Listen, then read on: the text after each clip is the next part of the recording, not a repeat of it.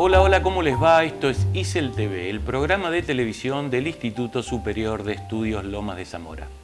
Hoy recibimos a Guillermo Caro, licenciado en Publicidad y en Comunicación Social. ¿Cómo estás, Guillermo? Bien, todo bien. Gracias por invitarme. Gracias a vos por acercarte a nuestra mesa de trabajo. Guillermo, cuando buscamos tu biografía personal, encontramos una descripción analítica rotulada ADN profesional. La metáfora me pareció muy creativa y quiero desde ahí formularte la primera pregunta. ¿Cuál es en tu ADN el rasgo dominante y cuál el recesivo entre la publicidad y la comunicación social, que son tus títulos de grado? Bueno, en principio lo del ADN tenía que ver con esto de amalgamar un poco lo que uno hace, el compromiso y lo profesional, todo en uno, ¿no? En realidad la publicidad tiene, en mi caso, como recesivo, esto de querer exacerbar o incluso exagerar ciertas virtudes de un producto o un servicio, que es lo que uno no hace en comunicación con fines sociales, ¿no? Uno realmente intenta, y ahí viene la otra parte del ADN, que sí intentamos hacerlo en las estrategias y las campañas, que es remarcar las bondades o las necesidades en los argumentos de generar ciertos cambios de actitud o conciencia en la sociedad. Entonces realmente hay una diferencia importante entre lo recesivo, jugando con estas palabras, y lo que realmente queremos lograr o hacer en positivo, ¿no? Soy consultor para empresas y organismos internacionales. Supongo que la cultura local es un elemento a considerar en el diseño de una campaña publicitaria. ¿Cuáles son los elementos que necesariamente deben ser tenidos en cuenta para que aquellos que reciben esta propuesta la sientan como propia o sientan que se le habla a ellos? Bueno, es todo un desafío, porque realmente lo ideal es, para acercarse a la persona, es realmente estar jugando o hablando o comunicándose con el mismo idioma, lenguaje, modismos. Esto no pasa en lo general, o sea, hablando de una estrategia regional o más bien global. Ahí tenemos que tomar en cuenta valores o ideas universales, no tanto ese juego de palabra local o ese modismo local, que se pierden y de alguna manera hasta uno siente que se entibia ese intento de acercamiento hacia el público objetivo, pero bueno, con cierta habilidad hay que lograr universalizar ciertos mensajes y conceptos para lograr llegar también al total, ¿no?, de la población. ¿Qué significa universalizar ciertos y por ejemplo, mensajes? hablamos de valores... Traducímelo en un ejemplo, si podés. Por ejemplo, valores universales que se dice, ¿no?, que se entiende por el bien o el mal, o la amistad o el amor. Bueno, si bien cada uno tiene su manera de entenderlo, digamos, en general, entre todos acordamos que generalmente es lo bueno o lo malo, ¿no? O por ejemplo el amor o la amistad en ese tipo de situación. Acá es similar, acá uno trabaja pensando en cómo me van a entender todos, cómo me van a de alguna manera no solo comprender, sino aceptar mi propuesta de bien público, de por ejemplo generar algún tipo de campaña que tenga que generar conciencia en el otro, o sea, generar un cambio. Es bastante difícil. Siendo internacional en este sentido, o sea, logrando que funcione en distintos países. ¿sí? Por eso hay una diferencia entre una estrategia regional, por ejemplo, o global, donde uno quiere que lo entiendan en Asia, en Occidente y en Oriente, con la misma idea, con el mismo mensaje y el mismo objetivo. No es lo mismo que pensar puntualmente, teniendo un objetivo de pronto internacional o global, pero de pronto estratégicamente trabajar o diseñar campañas locales o por ciudad, por decirlo de alguna manera, por provincia inclusive, ¿no?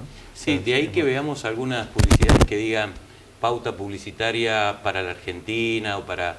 porque ese es el enfoque que se le ha dado. En realidad tiene que ver con las promociones, ahí es porque hay una promesa de una promoción que legalmente uno tiene que avisar que esto que uno está contando o promoviendo en el caso de una publicidad comercial es para determinado país, tiene más que ver con lo legal por ese lado. Pero sí, yo he trabajado con marcas internacionales muchos años y el desafío era cómo lograr que el mismo objetivo comercial y la comunicación con un determinado mensaje y un diferencial de ese producto o servicio pueda ser aceptado y comprado en este caso por toda una región, por ejemplo Latinoamérica, claro, o por toda Europa o Asia inclusive. El bien público en este caso en lo social, las causas sociales, es más dificultoso en este sentido, más difícil lograr esa, de alguna manera, transversalidad en el mensaje, ¿no? Hay que realmente, uno está trabajando hoy en día, piensa más globalmente o regionalmente, pero actúa más localmente, esto de lo local que se llama. Entonces yo puedo tener una intención global de mejorar, no sé, la calidad de vida de las personas, o una determinada causa X, pero después tengo que sí empezar a pensar puntualmente de dónde estoy impactando, ¿no? En qué ciudad o en qué país. Entonces ahí uno empieza a matizar la comunicación, ¿no? A vestirla de una manera que sea más cercana a quien va a recibir ese mensaje. Mencionás el bien público.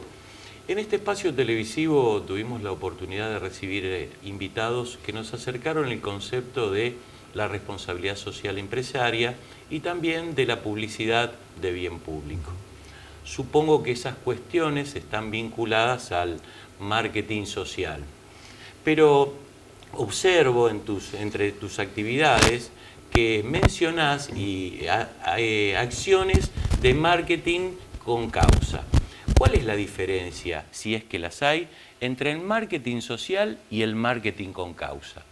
Bueno, claramente, y esto realmente no es tan sencillo de identificar, en el andar y en el hacer y en el trabajar con los sectores distintos que son el sector social, el empresarial y los organismos del Estado e internacionales, uno va entendiendo por qué hay estos ruidos o estas diferencias o por qué se plantean de la manera que se plantean. El marketing social principalmente se refiere a las herramientas del mercadeo del marketing comerciales, trasladadas a lo social. O sea, es ese mismo escenario y esa experiencia llevada a lo social. Entonces, marketing social entendido desde una organización sin fines de lucro, con fines sociales, que a partir de estas herramientas activa y actúa en la sociedad, para beneficio de la comunidad en general. En cambio, el marketing con causa... Perdóname, ¿te pido mucho si te pido un ejemplo?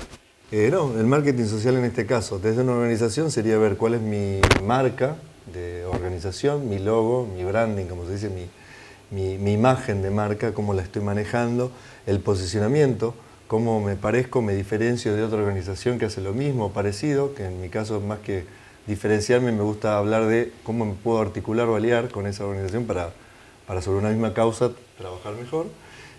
Y estas serían las variables que uno va analizando, que nos trasladamos del marketing comercial al social, si se quiere. Pero es siempre desde la mirada de la organización.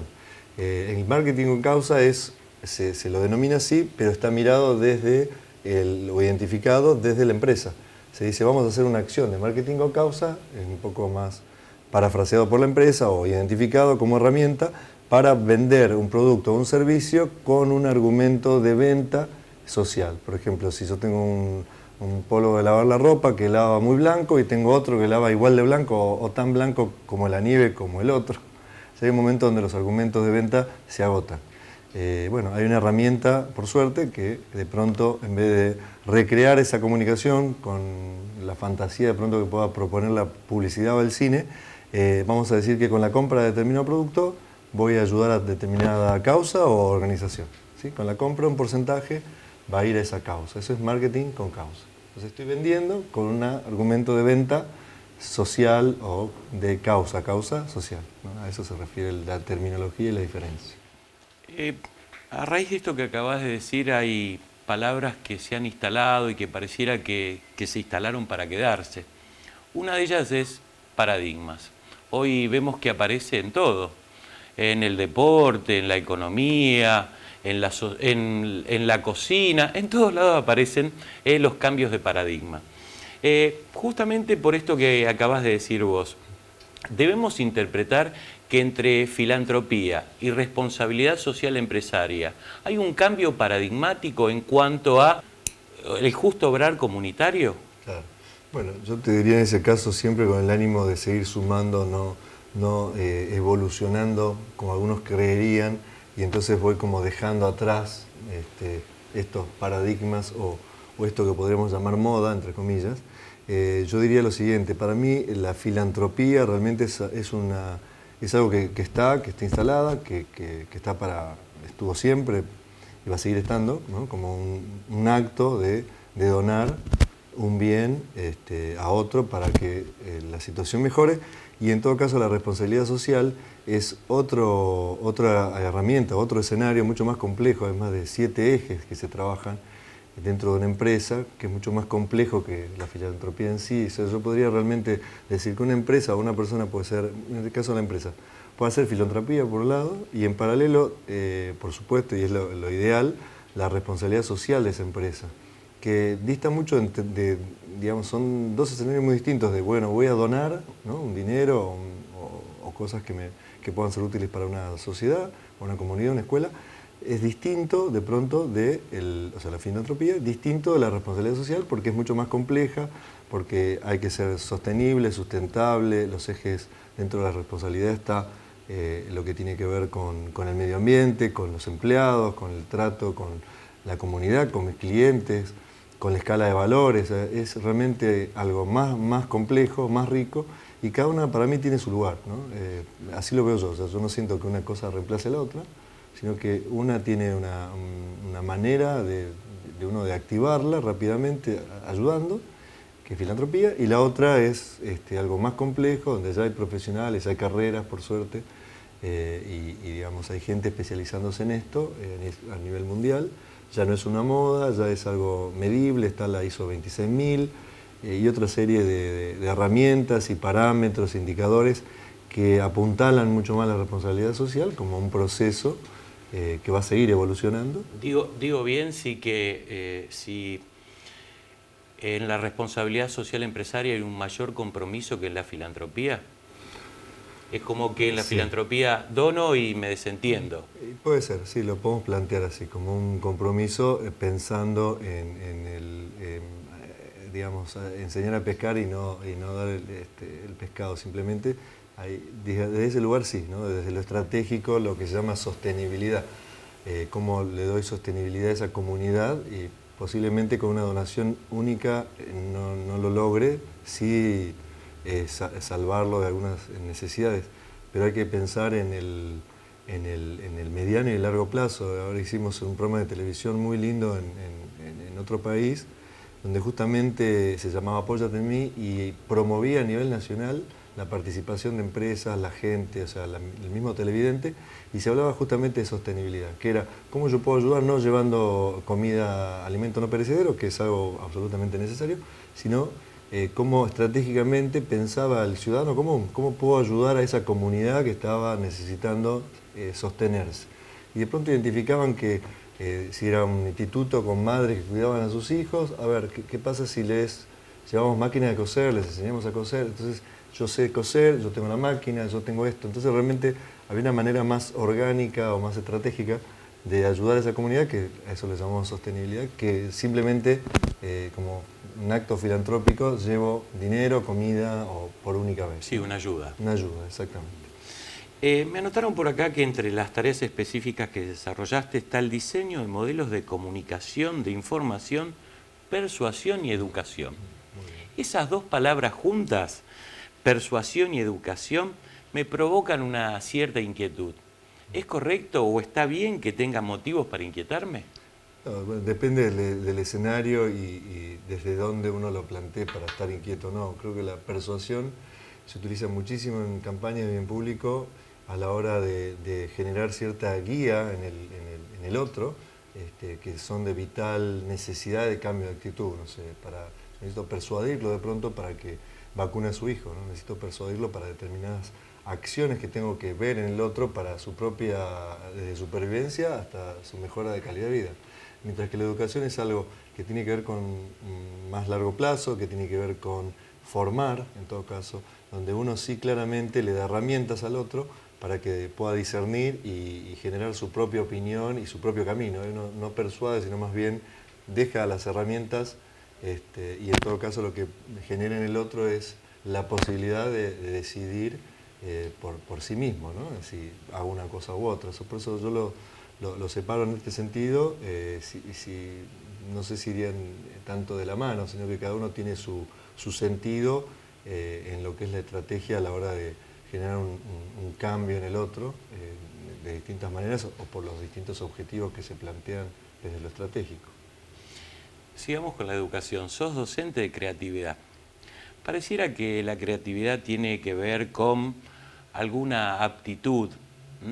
Ahora, te pregunto, ¿se puede aprender creatividad o es simplemente tomar distintos elementos y de alguna manera volcarlos con algún grado estético?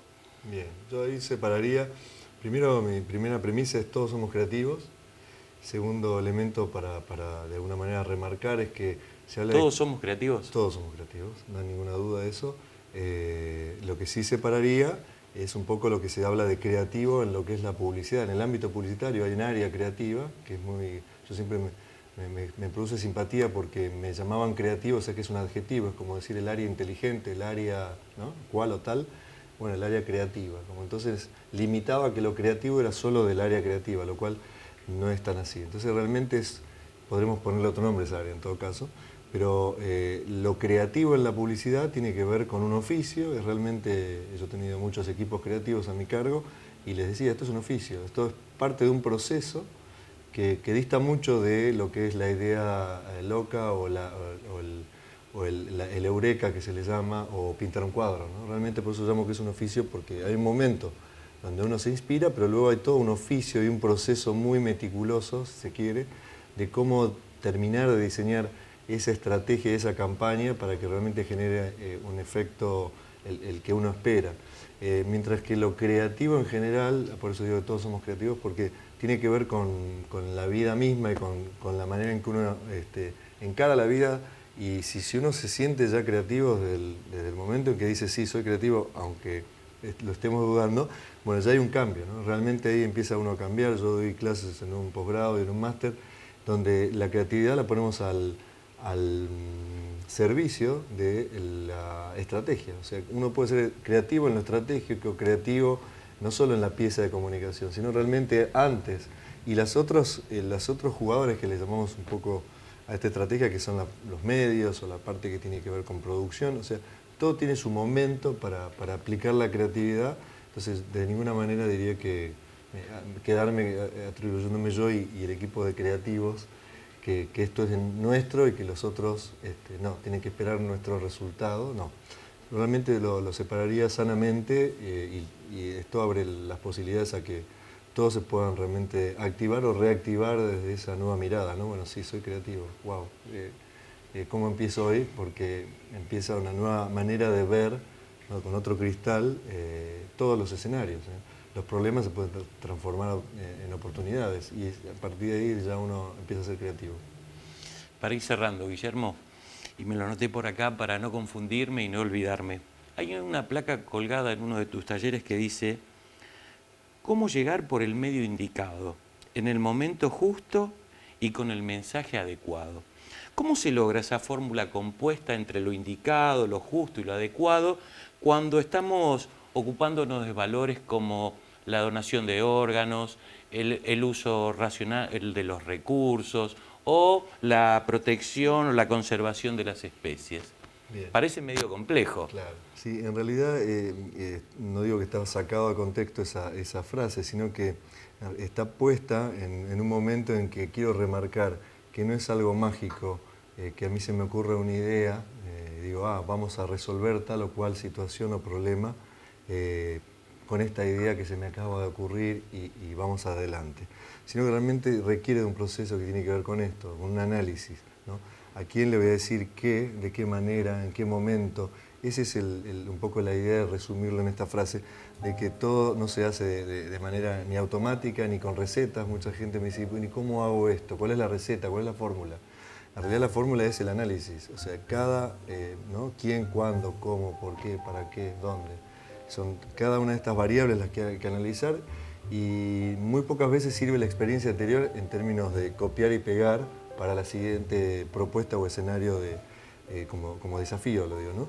Sino que realmente puede servir la experiencia, la de uno, la de otros, la del equipo, la de muchos, pero siempre el escenario es nuevo, las variables son otras, se agregan, bueno, mucho más ahora con las nuevas tecnologías y con todo lo que está sucediendo, hace que uno realmente cada vez que tenga una oportunidad de diseñar o desarrollar una estrategia de comunicación, tiene un desafío nuevo. Entonces es bueno saber esto, ¿no? Hay que entender que se trata un poco de eso reflejado en esta frase que compartimos recién. Bien, te mentí, te dije que era la última y te voy a formular una más.